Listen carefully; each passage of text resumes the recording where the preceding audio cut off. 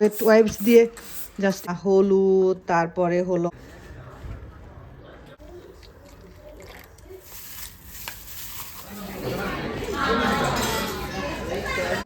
আসসালামু আলাইকুম। কেমন আছেন সবাই? আমরা তো আলহামদুলিল্লাহ আল্লাহর রহমতে ভালো আছি। যেহেতু রামাদান চলে আসছে, রামাদানের আগে তো ক্লিনিং একটা বড় বিষয়, কারণ ঘর বাড়ি পরিষ্কার থাকলে মনটাও ভালো থাকে। আমি যেহেতু সবসময় ঘর পরিষ্কার রাখি, তাই আসলে আমার ক্লিনিংয়ে খুব একটা কষ্ট হয় না। তো আজকে হলো ফ্যানগুলো ক্লিন করতেছি। ক্লিন আছে ফ্যান, খুব বেশি ময়লা হয়নি, তারপরও ভাবলাম যে একটু পরিষ্কার করে ফেলি, যেটুকু হয়েছে ওইটুকু পরিষ্কার করে ফেলি, কারণ রোজা থেকে এই সব কাজ করতে গেলে কষ্ট হয়ে যায়। আর এখন এই যে নতুন যে কার্পেটটা আমি এখানে দিয়েছি, এই কার্পেটটা ক্লিন করা খুবই ইজি। আগের কার্পেটটা ক্লিন করতে আমার খুব কষ্ট হতো, কারণ ওইটা হলো অনেক ভারী ছিল, তারপরে ওইটার মধ্যে যেহেতু একটু লোম লোম টাইপের ছিল, ভিতরে ভিতরে মানে একদম ভ্যাকিউম করাটা আমার জন্য খুবই কষ্ট হয়ে যেত। তো এই কার্পেটটা কেনার পর থেকে খুব ইজিলি ক্লিন করা যায়। আর বাহিরেও এই ঘাসটা আমার এবার খুব একটা ভালো পড়ে নাই। আসলে আমি খুব একটা দাম দিয়েও এবারের ঘাসটা কিনি নাই, আগের ঘাসটা অনেক এক্সপেন্সিভ ছিল, এই জন্য মনে হয় এই ঘাসটা খুব একটা ভালো পড়ে নাই। প্রায় ঘাসের উপর থেকে উঠে চলে আসে, ভিতরে বাতাসের সাথে চলে আসে। তো আমি এগুলো সব ক্লিন করে এই যে ঘরের মধ্যে কিন্তু অনেক জায়গায় ময়লা জমেছে, যেহেতু ফ্যান ক্লিন করা হয়েছে, বেডরুমের ফ্যান, তারপরে ড্রয়িং রুমের ফ্যান, সব যেহেতু ক্লিন হয়েছে, ফ্যান থেকে ময়লাগুলো চারিদিকে ছড়ায় ছিটাই গেছে। যেহেতু কোনো হেল্পিং হ্যান্ড নাই, তাই একা একাই করতে হয়, আর আমার কাছে একা একা করতেই বেশি ভালো লাগে। মনে হয় যে আমি আমার মতো করে সুন্দর করে করতে পারি। আর বাংলাদেশে ইদানিং হেল্পিং হ্যান্ডদের যেসব কাহিনী শুনি, ফেসবুকে দেখলাম একজন লিখেছেন হেল্পিং হ্যান্ড ওনার ফুফুকে মেরে ফেলে ঘরের সব জিনিসপত্র নিয়ে পালাইছে। এগুলো দেখলে মনে হয় যে আলহামদুলিল্লাহ অনেক বড় ব্লেসিং, কোনো হেল্পিং হ্যান্ড নাই। ঘরের ফ্যান, তারপরে ড্রয়িং রুমের ফ্যান, তোষানদের রুমের ফ্যান, 3টা ফ্যান ক্লিন করা হইলো। বিছানার চাদর চেঞ্জ করে নিলাম, সোফার কাভারটা সুন্দর করে ঝেড়ে নিলাম, কারণ এটা একদম ধোয়া, এ কারণে ধোয়ার দরকার নেই। বিছানার চাদরটা চেঞ্জ করলাম, টিভি ক্যাবিনেট সব পরিষ্কার করলাম, ধুলাবালি যেখানে আছে সব ক্লিন করলাম, আশেপাশে সব জায়নামাজগুলো ধোয়া, তো এই কারণে এগুলো ধোয়ার প্রয়োজন নেই। তো এই রুমটা সুন্দর একদম ক্লিন। তারপরে আপনাদেরকে দেখাই, এই যে তাবিব হলো নিচে শুয়ে পড়ছে। এই যে সোফা সুন্দর করে গতকালকেই হলো সোফার নিচটা আর কি, উপরের কাপড়টা তুলে নিচটা আমি ক্লিন করেছি। আজকে হলো সুন্দর করে একদম গুজে টুজে কার্পেট সুন্দর করে ক্লিন করলাম, সব সুন্দর করে ক্লিন করা হইলো। ভ্যাকিউমটা এখানে রেখে দিছি, কারণ কিচেনে একটু কাজ বাকি আছে, ওই কাজটা করে দেন কিচেনটা ভ্যাকিউম করব। তোষানের রুমেরও চাদর চেঞ্জ হইলো। এই যে তোষানের রুমের ফ্যানটা তো সাদা, এটাতে একটু ময়লা হইলে বোঝা যায়। এটা ক্লিন করতে তোষান আমাকে হেল্প করছে। জানালাটা খুলে দেই, এই রুমের জানালাটা খুব একটা খোলা হয় না, কারণ এই রুমটা হলো আসলে গ্রিল নেই, এই কারণে এটা আমি যখন বাসায় থাকি একমাত্র তখনই খোলা হয়। তো এই হলো ক্লিনিং। এখন কিচেনে যাব, কিচেনে ক্লিন করব। এই তাকটা একটু তেল চিটচিটে হয়ে গেছে। কিচেন হবটা আমি আগেই ক্লিন করে রাখছিলাম, এটা আর ক্লিনিংয়ের দরকার নাই, আগেই সুন্দর মতো ডিপ ক্লিন করছিলাম। এখন হলো করব, এই যে তাকের উপরে যা যা জিনিস ছিল সব বের করে নিয়েছি। এখন হলো একটু স্প্রে করে দেই। এই স্প্রেটা দিলে না মানে ক্লিন হইতে সময় লাগে না, জাস্ট স্প্রেটা দিয়ে কিচেন ওয়াইপস দিয়ে জাস্ট একটু মুছে নিলেই সুন্দর একদম ক্লিন হয়ে যাবে। এটা মানে খুব একটা হবে না আর কি, ঝামেলার নাই, সুন্দর ক্লিন হয়ে যাবে একদম। নর্মালি ক্লিনই আছে, বাট তেল চিটচিটে তো, এই জন্য ভাবলাম একটু ক্লিন করে নিই। চাইনিজ নিউ ইয়ারের পটকা ফুটতেছে সমানে সমানে। আমার এয়ার ফ্রায়ারটা বাই করতে হবে, এয়ার ফ্রায়ার, তারপরে এখান থেকে যে জুসের বোতল টোতল এগুলো সব বের করতে হবে। রামাদানে তো এগুলো লাগবে। প্রতি বছর আসলে আমি রামাদানের জিনিসপত্র কিনি না, কারণ শুধু শুধু অপচয় মনে হয় আমার কাছে। যতটুকু লাগে ততটুকুই কিনি, আগে কিনতাম, এখন ওগুলো আসলে করি না। বয়সের সাথে সাথে অনেক কিছু চেঞ্জ হয়, তো এখন ওগুলো আমার কাছে অপচয় মনে হয়। তো ঠিক আছে, এই যে আস্তে আস্তে ময়লাগুলো উঠে যাবে। এই যে এটা হলো কিচেন ক্লিনিং বা ফ্লোর ক্লিনিং ওয়াইপস, বেশ বড় শীট থাকে, এগুলো দিয়ে এই যে ফ্লোর ক্লিনিং ওয়েট ওয়াইপস, এগুলো দিয়ে জাস্ট করলে সুন্দর ক্লিন হয়ে যায়। একদম ময়লা টয়লা যা দেখছেন, ময়লা নাই, এই দেখেন ময়লা নাই। ময়লা থাকলে তখন অনেক ময়লা বেরোতো। ঠিক আছে, ক্লিন করে নিই।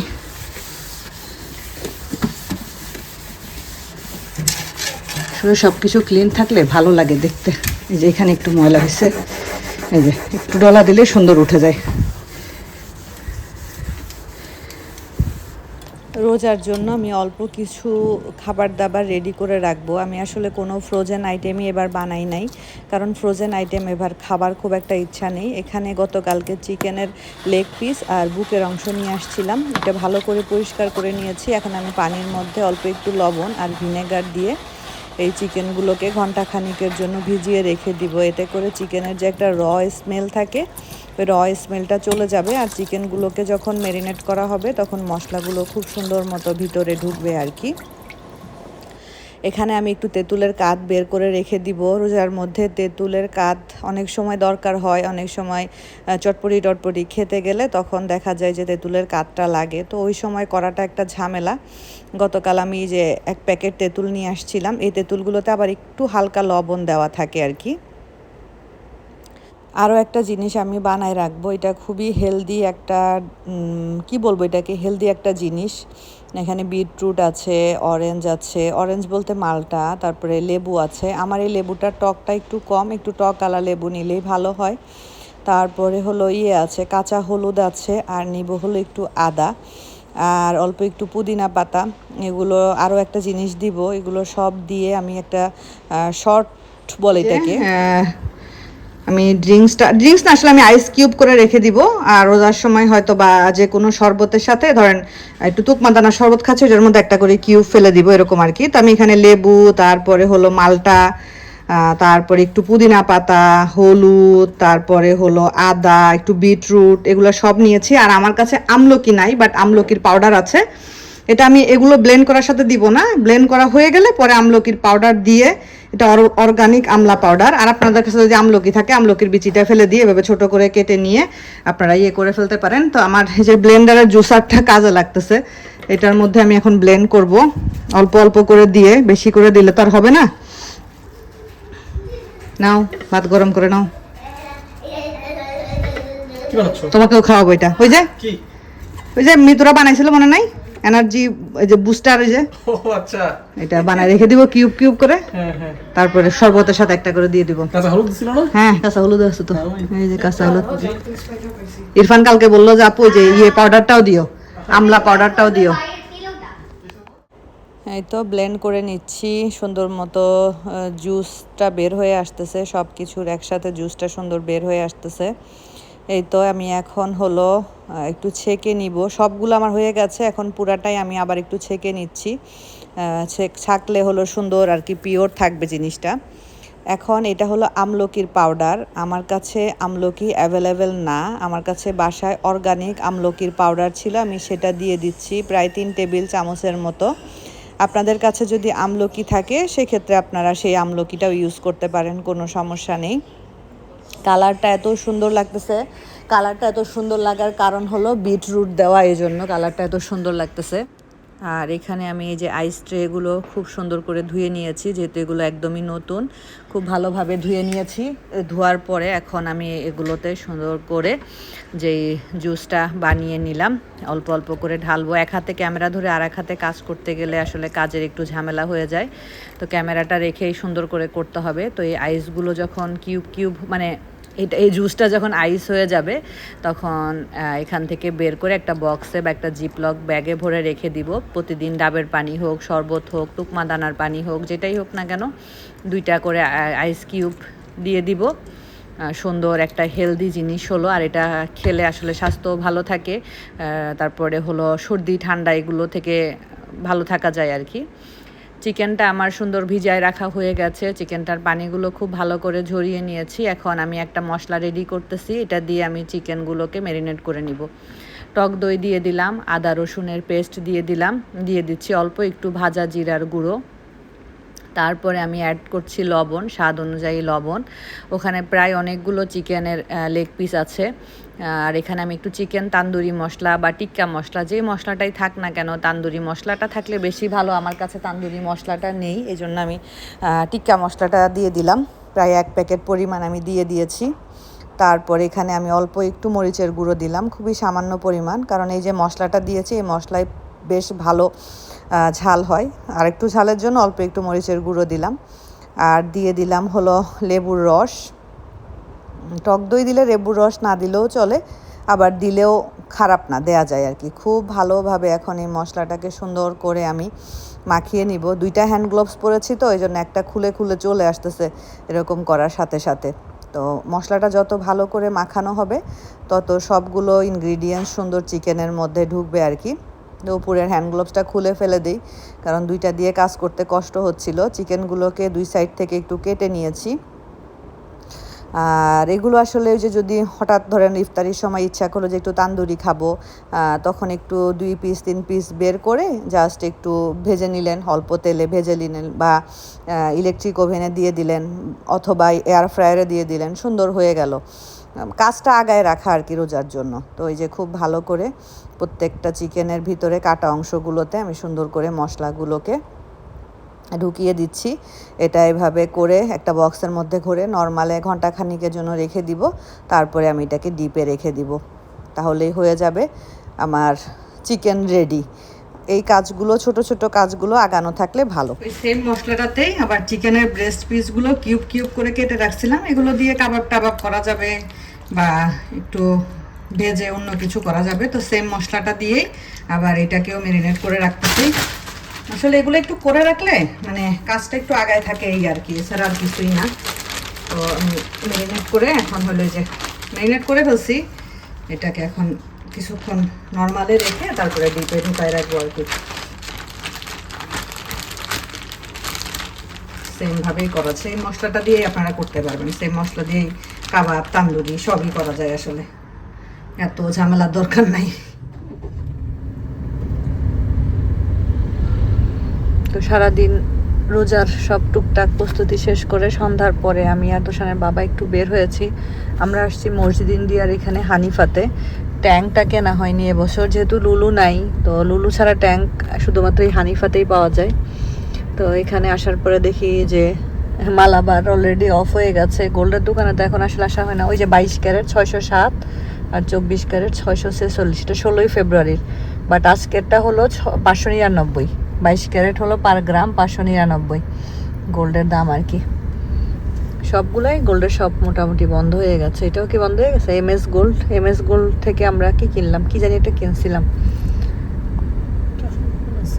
এটা এখনো ওপেন আছে, এটা এখনো বন্ধ হয়নি। আসলে গোল্ডের এত আকাশ ছোঁয়া দাম, এই জন্য আর গোল্ডের এদিকটাতে আসলে আসা হয় না আর কি। তবে এটা হলো মানে মালয়েশিয়ার গোল্ড শোক আর কি। অনেকে জিজ্ঞেস করে মালয়েশিয়াতে যারা আসতে চান, অনেকে নক দিয়ে জিজ্ঞেস করে আপু গোল্ড কোথার থেকে কিনলে ভালো হয়। মসজিদ ইন্ডিয়া, এটা হলো মসজিদ ইন্ডিয়া। এখানে সব গোল্ডের, সব মালাবার, জয়ালুকাস, বড় বড় সব গোল্ডের ব্র্যান্ডগুলো সব এখানে। এটা কুয়ালালামপুরের সবচাইতে বড় গোল্ড বাজার বলতে পারেন আর কি। এমএস গোল্ড হলো বাড়াচ্ছে এই কারণে, এই যে এখানে রিনোভেশনের কাজ চলতেছে। এই যে এখানে রাস্তার পাশে যারা গাড়ি পার্ক করে রাখছে, যে ডিবিকেএল এর লোক, ওনারা হলো এখন ধরাই দিবে সামান মানে জরিমানা রাস্তার পাশে। এটা তো আসলে পার্কিং এর জায়গা না। ওই যে প্রিন্ট করছে, ওই যে ওনার হাতে একটা মেশিন আছে, মেশিনে প্রিন্ট করে ধরাই দিবে। এই যে সামান ধরানো, ওই যে প্রিন্ট হয়ে বেরোচ্ছে, এই যে লাগাই দিল, এখন যাও সামান। ঠিক আছে, রাস্তার পাশে এইভাবে গাড়ি রাখছে কেন? এটা তো গাড়ি রাখার জায়গা না, এটা তো পার্কিং না। ব্রোস্ট কি গো? না আমি তান্দুরিটা নিব। তান্দুরি চিকেন মশলা, ভেজিটেবল মশলা, হালিম নেই একটা, মিট মশলা, হালিম মশলা শুধু, এটা হালিম মিক্স না, তান্দুরি মশলা, তন্দুরি চিকেন মশলা। এটা আবার কোন কোম্পানি? আছি না, তন্দুরি মশলা, চিকেন টিক্কা, চিকেন তান্দুরিটা নেই, এইটা নেই, ওইটা রেখে দাও। আমি এই যে এইটা নেই, এটা খাই আমি নর্মালি, এটা খাই। তারপরে